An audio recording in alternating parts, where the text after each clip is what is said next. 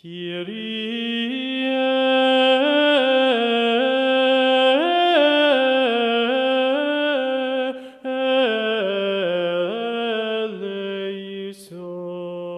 eleison.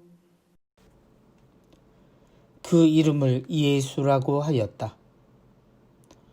성탄 축제의 마지막 날이자 새해 첫날에 맞는 천주의 성모 마리아 대축일입니다.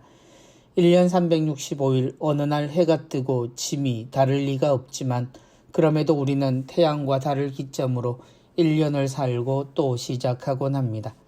그 첫날 우리는 주님이 우리에게 오신 성탄의 의미와 더불어 그 어머니 성모님을 하느님의 어머니로 부릅니다.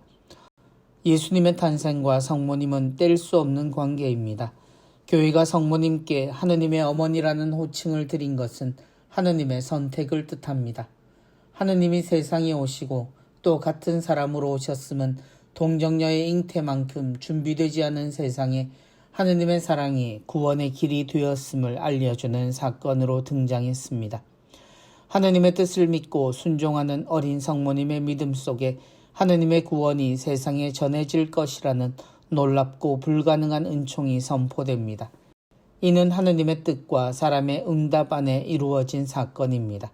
하느님이 사람이 되기로 결정하셨고 그 구원의 역사가 준비되지 않은 세상, 그러나 하느님의 뜻에 희망을 거는 이에게 이루어진다는 것이 완전히 드러난 사건이 성모님의 응답과 예수님의 탄생으로 이어지는 사건입니다.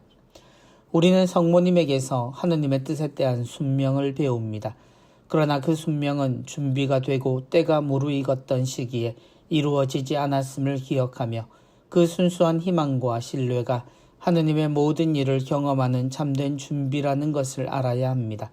그 자신의 부족함에 대한 겸손한 인정, 그럼에도 하느님의 도구가 되기에 자신을 내어 맡기는 동원의 마음이 하느님이 사람의 아들이 되시는 길과 방법이 되었습니다. 그렇게 우리에게 오신 하느님의 이름이 예수였습니다.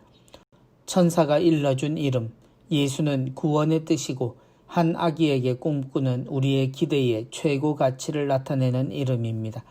하느님이 이 어린 아기를 통해 구원하시리라는 것을 믿고 가슴에 새기며 잊지 않고 지켜가며 살아가는 것이 성모님의 소중한 가치 중 하나입니다. 예수님의 매 순간이 위험했고 무모했다 생각이 들지만 그 숱한 기억들 하나도 우리가 놓치거나 잊을 수 없는 것은 그 모든 것이 하느님의 사랑이셨고 우리가 구원을 체험한 순간들이었습니다. 그리고 그 순간마다 그분을 믿고 함께 하셨던 성모님이 계셨습니다.